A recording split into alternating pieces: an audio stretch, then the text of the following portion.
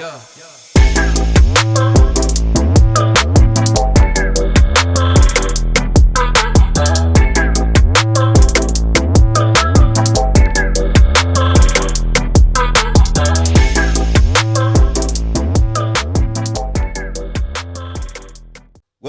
to the Live Beyond podcast. My name is McFarland Muledi, and beside me is the Lloyd Marler. Lloyd Langamala. Good to be back. Always good to be back. Always good to be back. And I think today is like a really honorable day for us, right? Yeah, looking forward to today's discussion. Today's guest, we've been trying to get onto the podcast for quite some time. It's been a struggle, but we finally managed to get him here. I'd like to welcome Mr. Richard Laskey. Morning, gents. Thanks Our very much for having honorable me. guest on the Live Beyond podcast today. Thank you for joining us. Thanks for having me. Pleasure to be here. Privilege. Right. So I'm going to give you a little bit of background about you, some things that you might know or not know. You ready? I'm ready. Take it away. The reason why You never know what was discovered on carte blanche. They might have done some digging. I'm worried about it. or on LinkedIn, right? Now, the reason why Lloyd and I are so excited to have Richard with us today is because he's an absolutely incredible human being that has done the most amazing things. But I'm going to look at his professional life first. And he's a partner in a business called Modern Athlete, SA's biggest running publication. Ooh. Something you know a lot about. Yes. He also creates race event digimags for most of the country's big sporting events. So he's there at most starting lines. We don't know whether he goes to the finishing lines, though, because we're not sure. We never see him there at the finishing lines. But he does look like an athlete, so we'll give him that. Right. He does marketing and media agency representing many sporting brands. But the most beautiful thing about Richard is that he shares his story, which is something that's quite inspiring. He speaks to corporate schools as well as club audiences, addressing men's mental health, something that's very, very, very important. He embodies his favorite Bob Marley quote, which challenging everyone to introspect, saying that you must open your eyes and always look within. Are you satisfied with the life you're living? For Richard, the journey is about constant self-improvement and being accountable to oneself, a philosophy that resonates in his efforts to make a positive impact on the world. This is why we've got this man here, because there's amazing things that have happened in his life, some sad and some incredible, but it's all been about how he changes it, because this is what we do. This is what the podcast is about, right? Yeah. Turning your life around and finding those Absolutely. things that make you the human being that you are now. So welcome, Rich. Thanks, man. Appreciate it. Thanks very much, Mac. Thanks, Lloyd. Thank you for coming through. Kind words. Thank you. I'm looking forward to our discussion. We were reading through, trying to do a bit of digging. And just reading your story and your journey is very interesting, and I'm sure a lot of people can learn from your journey and what you've learned and where you are at the moment. And that's exactly the point of this podcast, is to really look at people, ordinary people, because we believe that, it's really all the celebrities that are already, in the limelight that are getting the attention. But there are some ordinary people who are doing magnificent and extraordinary things, and that's why we created the Live Beyond podcast. So I think you befit that profile and that description so perfectly. So who's Mr. Richard Laskey? Where you from? Where were you born? We know the Richard Laskey that we see in front of us now, but where did it all start? So born. Thanks very much. I was born in Joburg. Yeah.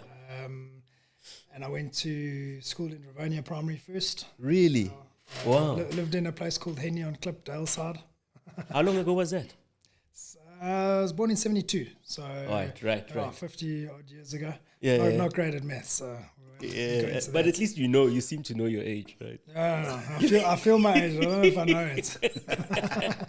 I'm sure you feel great. Yeah. So so I went there. Then I went to Rivonia Primary. Then after that, I went to Bedford View.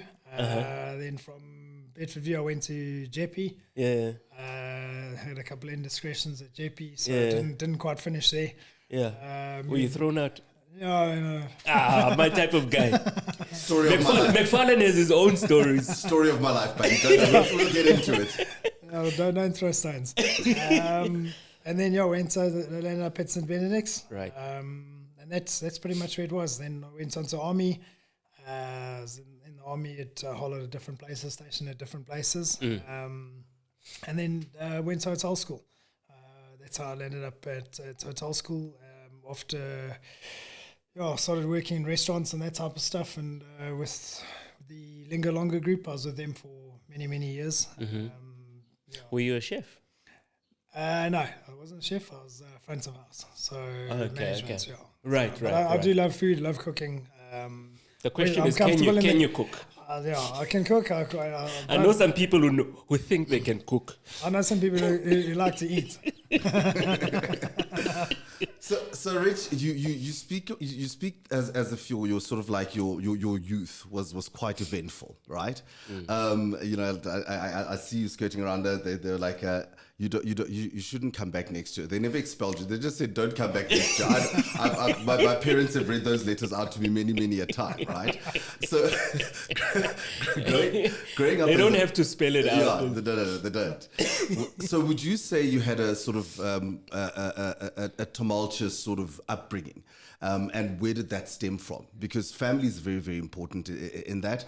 And, you know, what were the family dynamics at that time growing up? Tumultuous is just another word for fucking stoked. You know? Yeah, I'd go with that. I'm glad we can use that type of stuff. It was about as colourful as our baggies. It was I'm not going to lie, it was a bit of a rough one. Dad was quite a misbehaved character. So I did grow up in a very abusive family home. I can't call it a family home. It was a very abusive home. Sorry, where was this? From young, from... No, but in terms of where did you grow up? In Rivonia. Oh, in Rivonia. So you used to live here? So from when I was small, so my dad had a big drinking problem. Not shy to admit it. It's obviously, it wasn't great. And it was a very abusive sort of thing, and it was he was physical with my mom and me and that type of thing. Yeah. But unfortunately, it is what it is. I started drinking at a very young age, about 11 or 12 when I started. So right. Always misbehaved, always indiscretions. The truth is that I misbehaved properly, and I ended up doing the shoplifting thing and all that type of stuff that you shouldn't be doing. Right. So I ended up doing a lot of that stuff. Also, I think my outlet was always sport. It was always a way of getting away from things. I think I enjoyed the endurance type of stuff, putting yourself through the pain barrier. There was a lot of pain and hurt and sorrow at home. So I felt the way to get through that was always doing crazy things and things that people don't think you can do. And pushing past levels. So I started doing that from a very young age. So what exactly were you talking about, doing crazy stuff at that age? Well, there was a lot of in terms of misbehaving. No, the sport. The sport. So I played every sport. So whatever sport I could play, I played. So that was my outlet. Was on the sports field. I spent as much time away from home as possible. That's pretty much what it was. And then I started running and riding, obviously, at school. I rode bikes to school. That was the thing. So for us to ride a bicycle, that's all you did. You had to be home by the time the street lights were on, and no cell phones, nothing like that. So it was beautiful outdoors all the time, burning off all the energy. I think every single one of us had ADHD or whatever they call it nowadays. We all had it, but the difference is we burnt it off on bicycles and climbing trees and stuff. Right. It's very interesting, when you also hear the stories of a lot of sports people, then people who generally make it, become very successful in life. There's always a story, and it's always a story of either trauma or abuse that actually fuels their behavior, right, and their performance, almost pushing it up to levels that ordinary people wouldn't necessarily be able to reach. Would you think? Were you an exceptional sports person back in school? I'm not going to say exceptional. I was, you're able to do what you needed to do. What sports were you doing? Were you playing like rugby, hockey, cricket? I played cricket. I played rugby, athletics. No swimming. Definitely no swimming. Yeah. I was like a log in the pool. Shocker. But were you making like first team? Were you making so we played colours? athletics, yes, but so defence force in the army. A big passion. I did play first team stuff, but I'm not. I'm going to be honest. I'm not big on the accolade stuff. It's not for me. It's there's always been a thing where people say you should be doing this for you. I don't enjoy doing that. I've got to be honest. I'm not big on the, like I said to you beforehand. I don't like the talking. Talking about yourself. It's not a big favorite of mine, but it's for me, like me running my PB or performing my best and finishing the line. Looking up and going, wow, I've accomplished a great time, and that, that's my PB. And me smiling about it is one thing. Going and find some guys who don't think they can run that distance, and helping them get across the finish line, turning and seeing that smile, that's a lot better for me. When I get to see someone else achieve something they didn't do, which is obviously something that you experienced at Ironman, that to me is what's important, is the team around you that helped you get there. That smile on your face when you crossed, and obviously when Derek gave you a big hug, and that was like a moment. And that's what's important. Is like for me, it's not really about the self stuff. Whether I finish in whatever time it is, and it's better than my previous one, that's great. But if I help someone else do something that they didn't think they could do, that for me is a lot better. So you're sort of like always racing against yourself. It's about getting you to a specific point, and it's as much as you love helping other people, but it's not about you. It's not about the that making it to the specific time or whatever. But it's always a race against, can I do it? And if I can do it, I want to help others also come over that line, right? Before we continue, thank you for following the Live Beyond podcast. Please press the subscribe button, and in the section below, leave your comments. Let us know what you think about the podcast and any future guests you would like to see. Also, would like to say thank you to our partners and our sponsors for making this platform possible. And we continue. So, Rich, you're saying that to you it's never about the making the time or coming first, coming second. It's about finishing, and it's always a race against yourself, right? As I said, it's not. I've done 20 comrades, 10 are recorded because I haven't run with a chip, so I'm not. I've got 20 medals. How many? 20. And then you only recorded 10. I've only got 10 recorded because I didn't run with chips or. I did that once on comrades, and people think I'm crazy. So like Belle says, but she looks at all the things and says, "How come you only got 10?" I said, "Well, because I didn't wear a chip or I didn't." I forgot my chip at home. No, it's not. But it's but I got the 20 medals. So right. It's for me, it's not really. It's just more about getting for a purpose. That's pretty much what it is. It sounds like you've been like that from a very young age. How is that just in your personality, or do you think there's something specific there's a specific event that probably, he was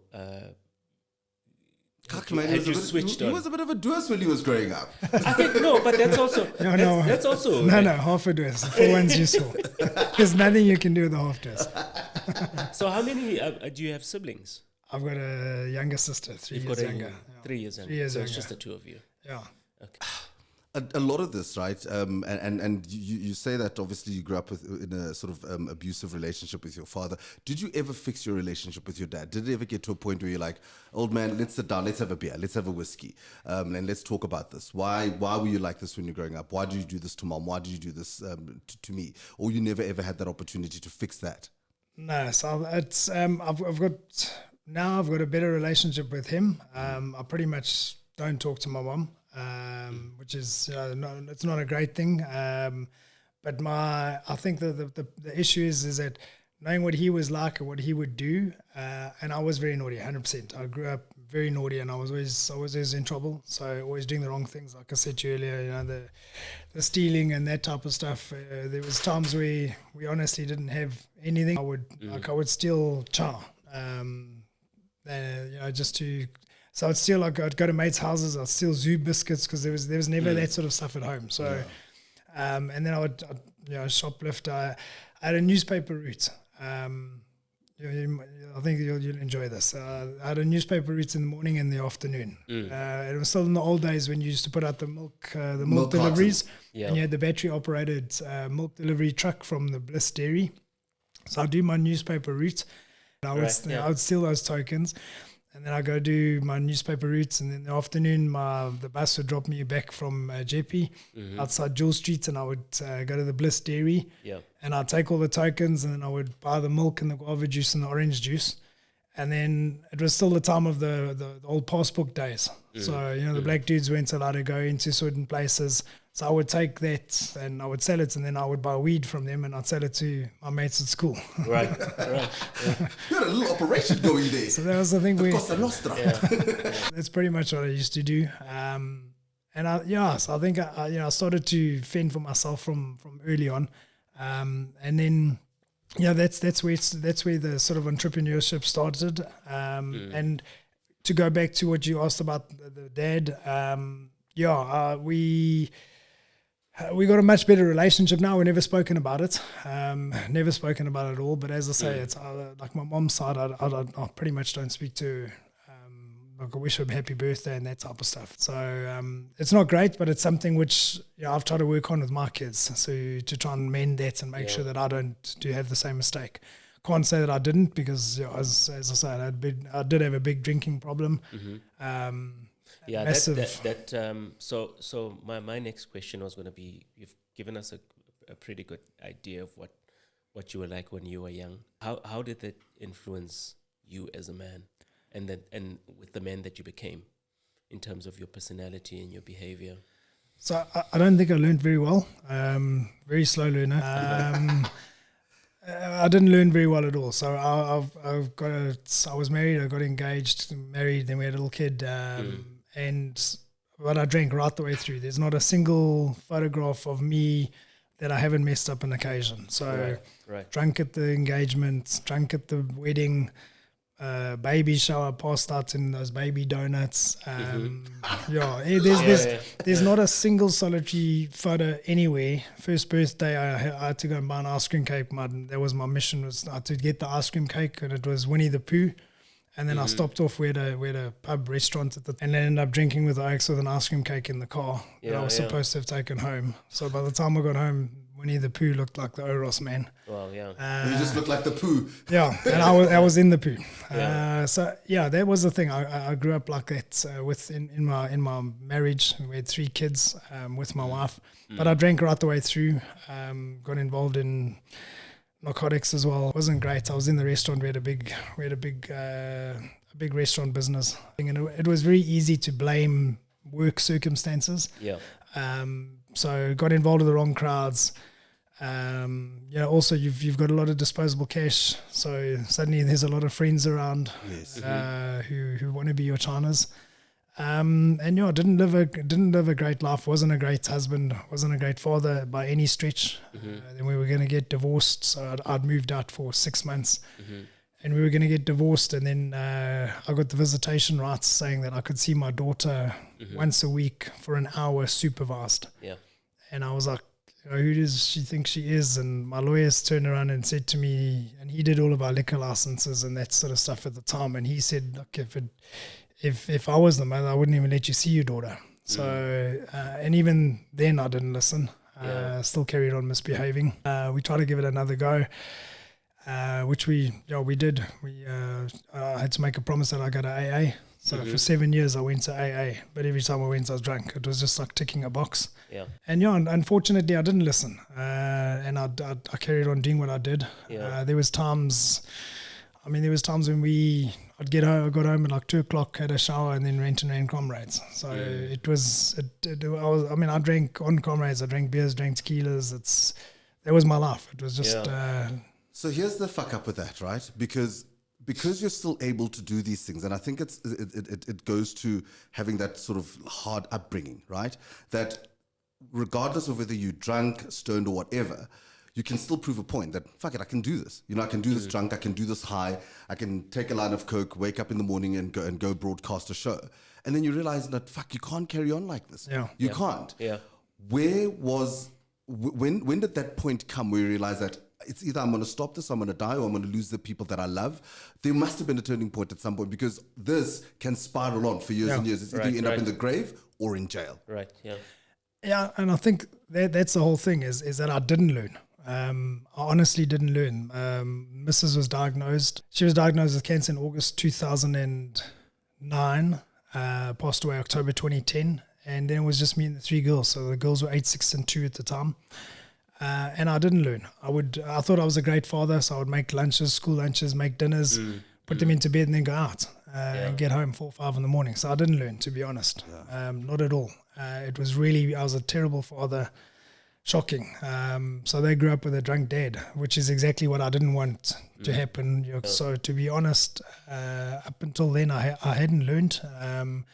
To this day, my sister's a clinical psychologist, and she took us to family law, and they were going to take the girls away from me. And even then, I didn't learn. We left the family advocate meeting, and the lady said, I can take your kids away. I don't need a court order. I don't need anything. That's just the proof of your daughters talking to me and your sister. And they got in the car with my sister and went to my sister's place, and I went to the pub. So I didn't learn, to be honest. Wow. Listening to you, I mean, it's almost sounds so familiar, because I've almost been through a journey that's almost similar. My biological father was never married. He never got married to my mother. At some point down the line, she was married. So I did experience some form of abuse against her from my stepfather, and I really understand what impact, and that I only witnessed once. And that has stayed with me for quite some time. And I've also had the episode with drinking, and I know what that can do. Well, you stopped drinking. No, the last drink I had was with McFarlane. I'll tell you the story, right? And it had something to do with a bar and being dragged to the bar every now and again to get a shot of tequila. But anyway, that's a story for another day. So I've been sober since then, and that was in 2019. And I tell you, my life has taken a very different turn. But thanks to me and tequila. I mean, see, look at that. Who says tequila is wrong? Yeah, but thank you for sharing your story so innocent, so deeply. It's it's and I think a lot of people can take from that, and learning that and the turnaround that you can make. But I was listening to you talking about rehab for 7 years. It's like, and you just keep on going back, right? Yeah, some people never learn, eh? Sure. Some people never learn, but it's something. Then you ask about a turning point. So after all that, not learning and not listening and not still continuing to misbehave and carry on like just a total debaucherous life. In 2019, must be maybe the year. 2019, we went down to Belito, and I'd met a lady, Isabel, in November, a couple of weeks before, and I was on holiday with my 3 girls, and her and her best mate came down for a couple of days. And we'd gone out, and then she said she was going home, but I need to look after her best mate. And she said, like, my best mate's a problem child, so you got to watch her. So she didn't really know how bad I was. Because she hadn't been around for too long. Anyway, we left the club at like 4:30 in the morning, and it had been raining. I said to her, just put your hand on my back and we'll make sure that we don't slip down the stairs. Anyway, that's exactly what happened. We slipped. She fell on top of me, and woke up in the morning, and I was battling to breathe. I knew I'd cracked my rib because I'd cracked them a couple of weeks before at football. So I knew they cracked it, and I knew there's nothing you can do about it. So this was the 27th of December. And then by the 1st of Jan, I couldn't breathe. And I said, look, let's pack the car, let's go home. We'll worry about this in Joburg. So she said, no, she's calling my sister. They booked me into Belito Hospital. And for a week, they treated me for pneumonia. And after a week, we had to get back to Joburg. So we came back to Joburg, and then they did sonars and they checked and CAT scans and everything else. And what had happened is the ribs had cracked and they'd pierced my lungs, and the lungs had filled up with fluid and gone septic. So it was 87% of my lungs were filled with septicemia. Right. And I was basically rotting from the inside. So I spent a month in ICU, and then they put 2 big drips and tubes and bottles on the floor, and that was draining all the gunk out of my system. Yes. And anyway, during that time, the kids walked in, they said, look, we've lost one parent, we don't want to lose another. Belle walked in and she said, listen, now I understand just how bad you are, and I've heard all the stories. I'm not in this. So if you want me part of your life, then turn things around. So I'd spent a month in hospital, and I figured, look, I hadn't had a drink. So the turning point was pretty much falling down a flight of stairs. So an innocuous accident, no big light that came through, Sabre saved me, nothing like that. It was just reality check. And there was, so there was January 2019. So that's now been clean. January will be 5 years. That was the turning point. Rich, that was then the turning point, right? What happened after that? Because there were obviously some serious steps that you now needed to put into your life to bring about that change and get to this point where you are now. What were the first things that you did to say, this is it, this is enough, and I have now learned? Because you keep saying there's the theme that says, I never learned. I kept on going, kept on going. What was that turning point when you decided, you know what, now I've learned, I'm going to change my life around? And what were some of the things that you did? So I think it's, obviously, so I was in rehab. So you do the normal steps in rehab, the sort of the 12-step principle, which is doesn't matter what addiction you've got, it's based on the same thing. So whether it's cocaine, alcohol, eating disorder, it's all the same thing. It's the basic 12-step principle. So followed that. Yeah. Can I remind you of what they say, and I'm saying this because I don't want to forget it. 1 is too many, and 1,000 will never be enough. Yeah. I think for me at rehab, that was the most powerful thing that resonated and stayed with me, and stayed with me for forever. That 1 is too many, and 1,000 will never be enough. Exactly. Yeah. And that's something which, I know I've obviously got an addictive personality, so I've learned from that. And it's people then also say, guys who are going through recovery and people that have had hassles, and they speak about family and that type of stuff, and they say, like, when will my family trust me again? Yeah. How long is enough? When am I actually atoned for my sins that they've placed on me? Yeah. And the truth is, never, because the amount of destruction and stuff that you've done, you're only one line away, you're only one drink away, you're only one purge away from, so you're never ever going to stop. Yes.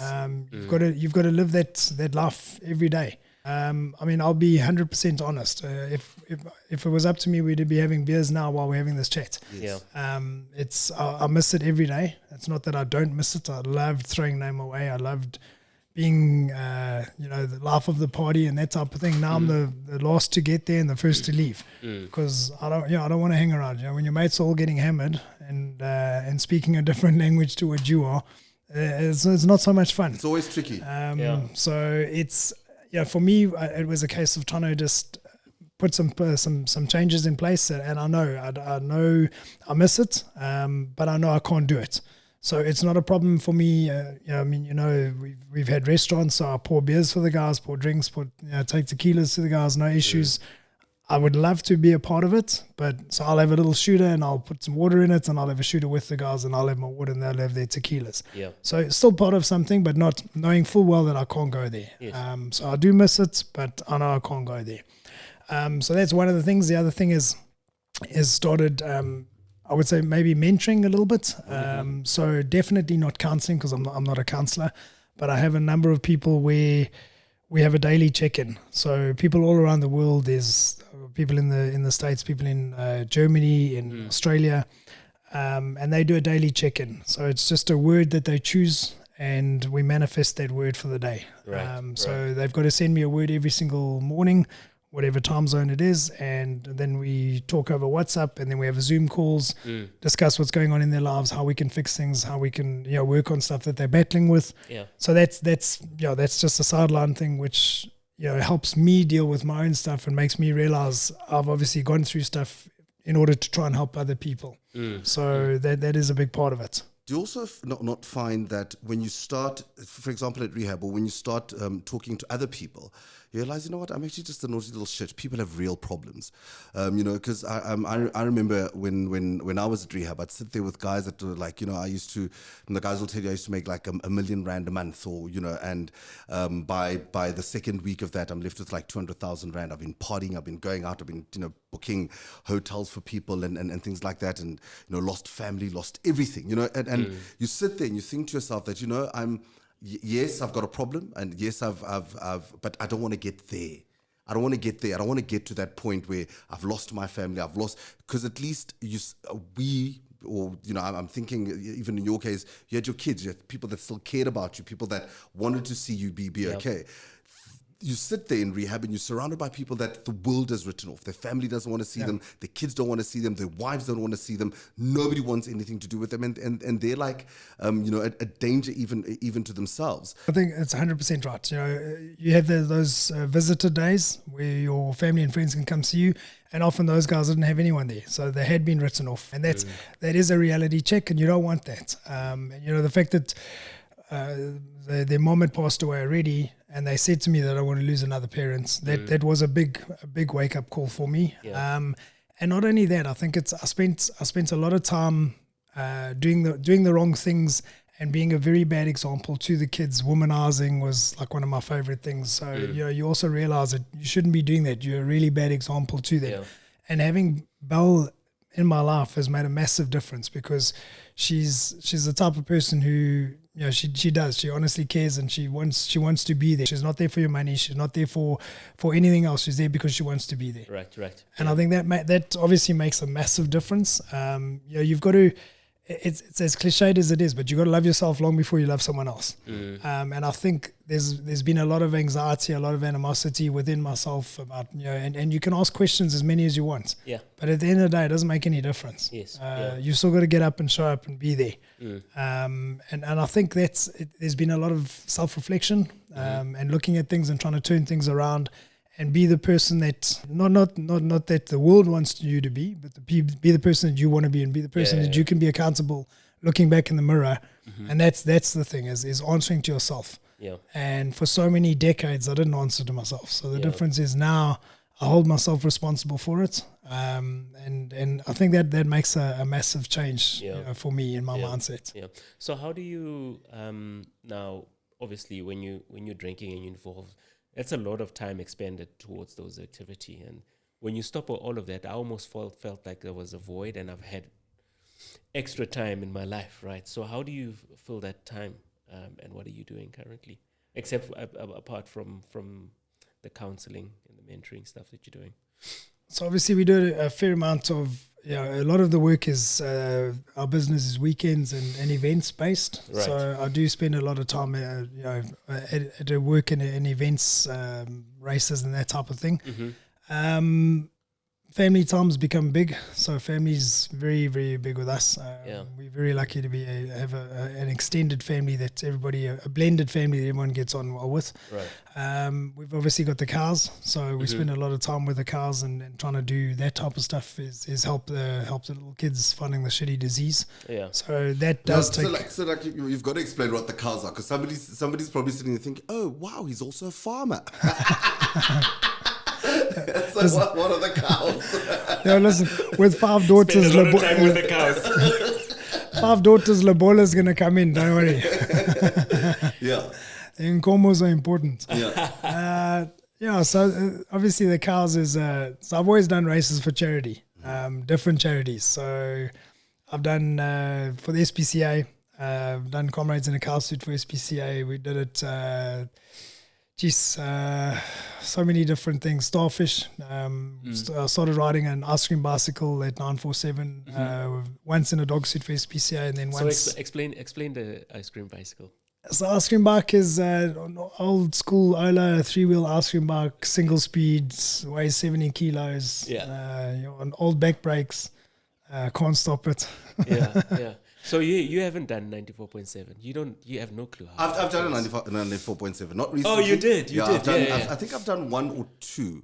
I've done 2. I've done 2 94.7s, and I've seen. So the imagine cars. having to do it on not only a single speed, but something on 3 wheels that weighs 70 kilograms. That weighs 70 kilograms with no brakes. You'll die. No, I'll die. No. Yeah, but you also thought you'd die doing the Ironman. You didn't. Absolutely. But all of that is. It's a new challenge. I'm in the wrong company. Yeah. But if you're doing it for a cause, then that's it becomes. I'm sure it becomes easier. Well, I think so. That's the whole thing. People say to us, like, why the ice cream bike? Why the car suits? Why the heavy woolen car suits? surely you can make breathable light material, you can make the bikes aerodynamic. And the basis behind it is just, little kids suffering, going through chemo, getting a port put in, getting another drip. They go through pain, they go through suffering, and their pain and suffering 18 months, 3 years, 5 years, whatever it is, or they don't make it. And they can't ask for something, for the needle not to hurt. They can't ask for their hair not to fall out. Yeah. So they go through pain and suffering every single day of their lives. So for us to suffer a little bit is it's minuscule compared to what they go through. Yeah. So that's part of the whole reason is why we do it. Number one, the ice cream bike gives us a lot of visibility. Brands join, they sponsor it. So that's another form of income for us that we use. And it becomes visible and people see it and people talk about it and they ask about what it is. So it's a talking point. It's very much a vocal thing. And it's a way of getting the name out there. So to go back while we do it, so the Cars was formed in 2008. You've had Steve, so you've got a bit of a background from Steve. And it was from a friend of ours' daughter passing away at 22 months. And they had been exposed to CHOC and what CHOC does. So CHOC being Children's Hematological Oncology Center, and they help parents whose kids are going through this disease. And we got involved, and there was 6 of us, and the goal was to raise 10 grand each. So the goal was 60,000 rand, and in 2 weeks we raised 230,000 rand, which we didn't want to just hand over. You don't know where it's going and what's going to happen. So we asked CHOC what they need. CHOC needed some transport, so we bought a Toyota Quantum. And that was where the whole thing started. And we thought, look, we're onto something. We maybe don't want to stop it. We thought it would be a once-off, and it's now just grown legs. So it's been 15 years now. There's pretty much nothing that we don't do in a car suit. So it's Ironman, and we've had Epic. We did Kilimanjaro in car suits. So we raise the funds, and then CHOC, each province gives us a wish list for the following year's budget. And then they say to us, this is what they need. We look at what the most necessary and urgent is, and then we tally it up, and that's our budget for the following year. That's how we do it. How do people get involved? Number one, you need a sense of humor. Right, absolutely. It's probably a good start. It's probably the most important. Don't be scared. Don't be scared to harass with no shame. Don't be scared to ask for money, because it's not for us, it's for the little kids.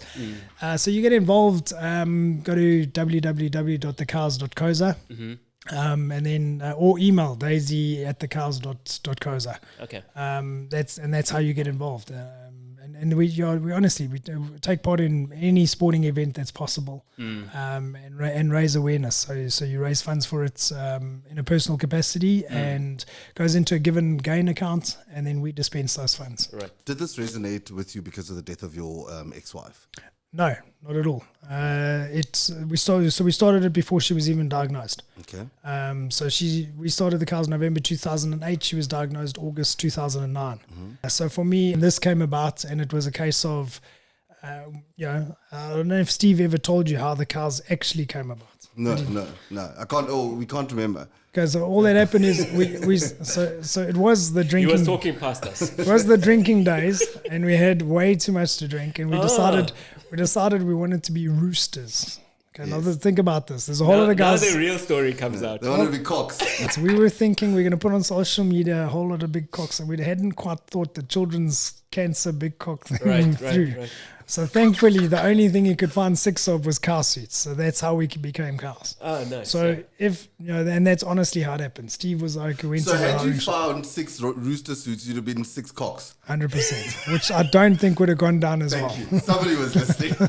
They would have raised a lot more money. Yeah. So and that's it. It's been going for 15 years, and none of us we all got normal jobs or businesses. We all volunteer. It's none of us have got a permanent thing there. So there's no salaries. It's you pay for everything yourself, fund it yourself, and then you raise money for it. It's over the years there's been a lot of different big projects. Bought houses, bought quantums, we bought sedans for the psycho counselors, so they go and see the parents when the kids are diagnosed or if they pass away. Yeah. So if we do that, we fund them for a year. We fund the petrol for the year. We fund the car.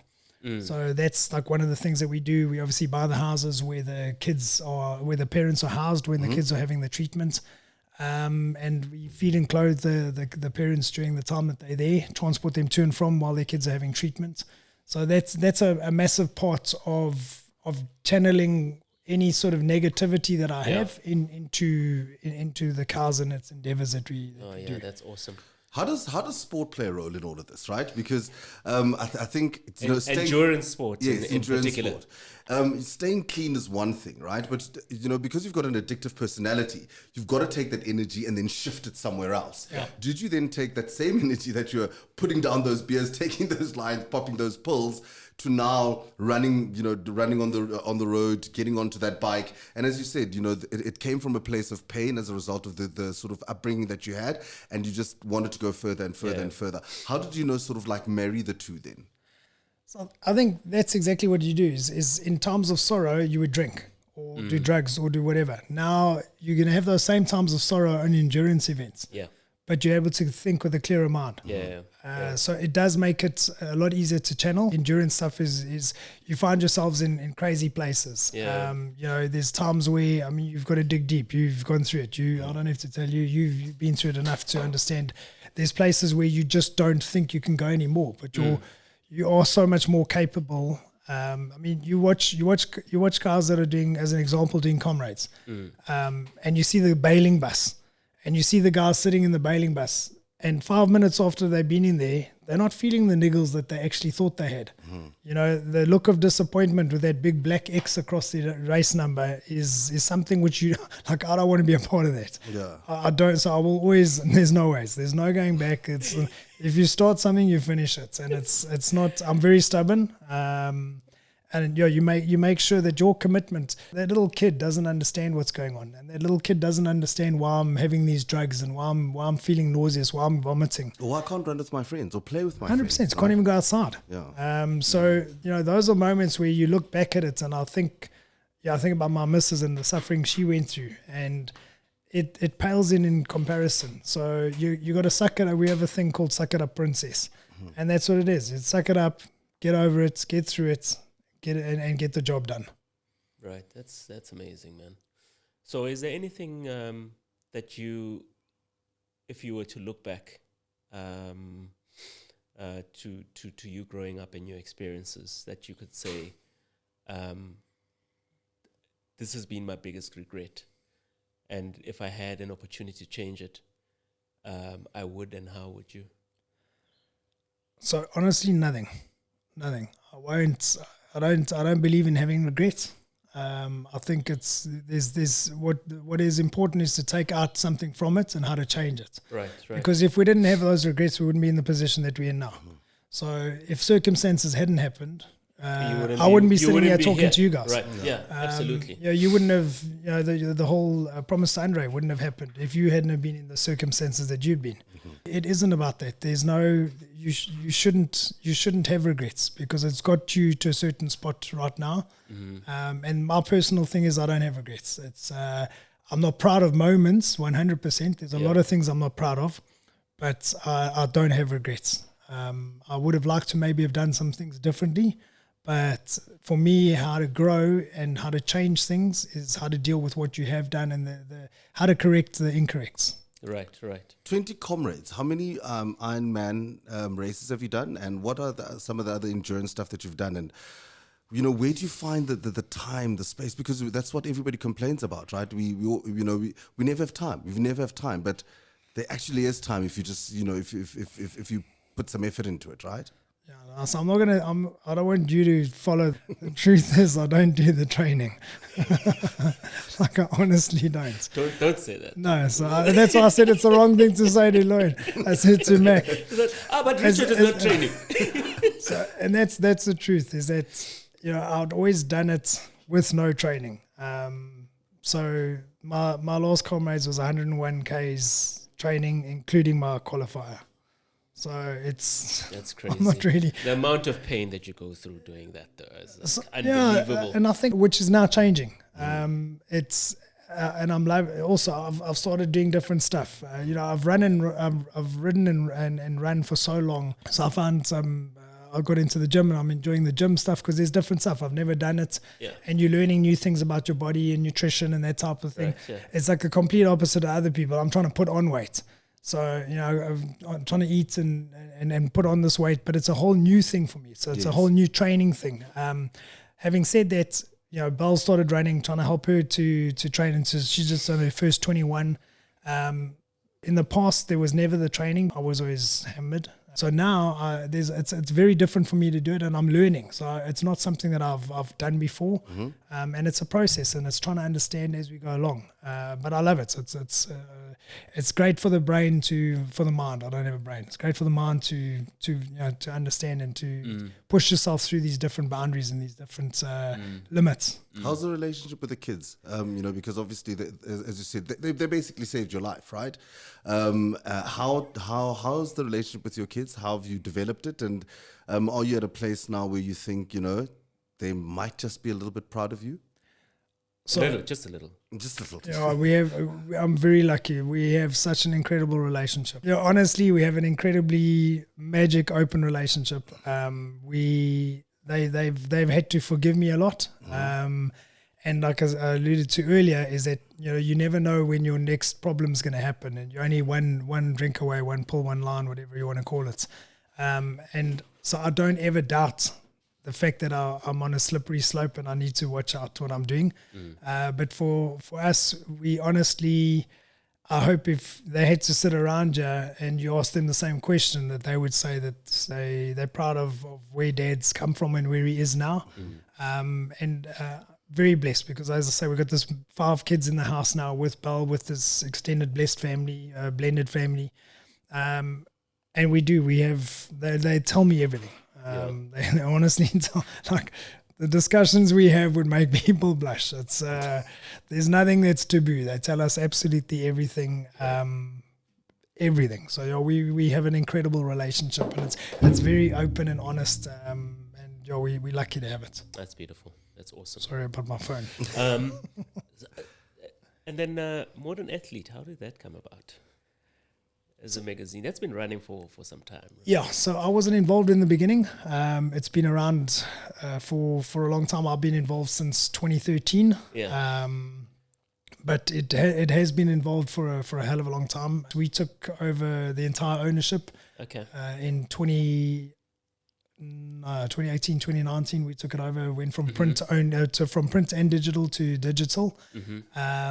So there's been a lot of changes. We moved more into the event space as well with the digimags that I've spoken about, and also a lot more into the media agency type of stuff. So running marketing campaigns for brands, and that's not just with the magazine. Right. So there's I've got 2 partners, Roxanne and Sean. Sean's our editor, Rox is our digital content, and I'll just talk nonsense. That's my job. Right. You do a damn good job at it. Coming from someone that presents on carte blanche, talk nonsense for a living. So I think that's we are lucky. I think things are turning, and obviously people are, especially after COVID, guys want to be healthy. Guys want to get out. They want to do more things. So it's been good for the business. Same as everybody else, we've had our challenges and that type of thing. But very, very blessed to have a hobby as a business. Yeah. Well, thank you very much for sharing on your journey and yourself so deeply. I think we actually only just scratched the surface. There's probably so much more wish that we we could had have talking another about. 2 hours just to sit here and chat. Yeah, man. But it's been an absolute pleasure and a learning curve. I mean, we almost introspected sitting here, because I think all of us have gone through the same journeys. Sort of issues of abuse. Just abusing ourselves, abusing others, not being able to forgive yourself for a lot of the wrongs that we've done, because none of us have had a perfect life. But to be where we are, it's the journey continues, doesn't it? The journey actually does continue. It doesn't stop. It's not like you stop drinking or stop taking drugs or stop living a reckless life and then everything's okay and you move on. It's a constant battle every single day.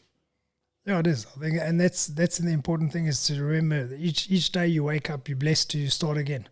So Chris Nittich, who's the Down syndrome guy, first guy to do Ironman, first Down syndrome kid to do Ironman. He's got a charity called 1% Better. And the whole thing is, if I can be 1% better tomorrow than I was today, that's all it's about. Yeah. You know, and if we can all just have an attitude, and as cliched as it is, just try and be a better person. You know, if we can all just try and be better and kinder to everyone, doesn't matter what religion it is that you believe in. If you believe, everything's based on the same thing. Just try and be a decent person to somebody else. Right. Rich, Lloyd? Yeah, it's been an absolute pleasure. Thank you so much. And to all the people that have been listening, I hope that you've learned something from this, and we've been able to inspire you in some small way or the other. But for me, thank you very much. This has really been humbling, and I appreciate the time that you've taken to be with us today. Yeah, appreciate it. And hopefully we can have you back sometime soon. We'll see you on the racing circuit. Mac is back soon. Good. I'm not sure if it's going to happen next year. Put him under pressure now. But I don't need to train. It does mean you need to finish that. Gents, thanks very much for having me. It's been an absolute privilege. Yeah.